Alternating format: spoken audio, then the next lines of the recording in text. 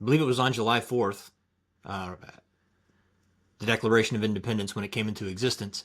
On the same day, on July 4th, they the Congress established this commission to create a seal for the United States. And Jefferson and Adams both put forward an idea for it. And it was kind of striking how similar they were, and both of them harkened back to the story of Exodus, a biblical image that they had depicted that they thought would be appropriate as the seal of the United States. Both of which focused on the Israelites being delivered from Egypt out of the clutches of Pharaoh, a tyrant, and moving to the promised land. So again, biblical influence was strong on the founders, even those who nowadays are accused of being deist or being very irreligious. Jefferson being one of those. His proposal for the Great Seal was straight out of the Bible.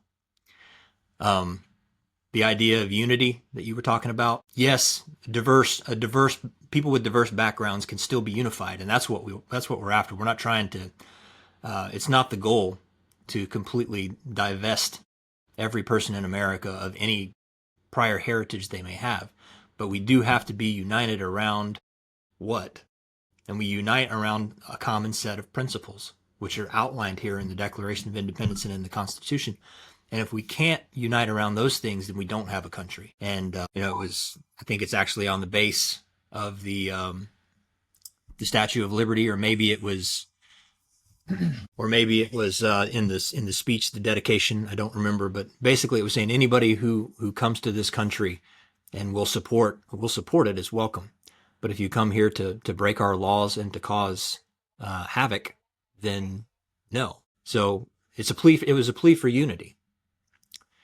And one of the things that really had worried me over the last 5 years or so, as you and I were discussing this change in mentality that seemed to started to happen around 2020 timeframe, that I felt that for most of history, Americans they were united around what they believed the vision for America should be, what its goal should be. We just disagreed how to get there.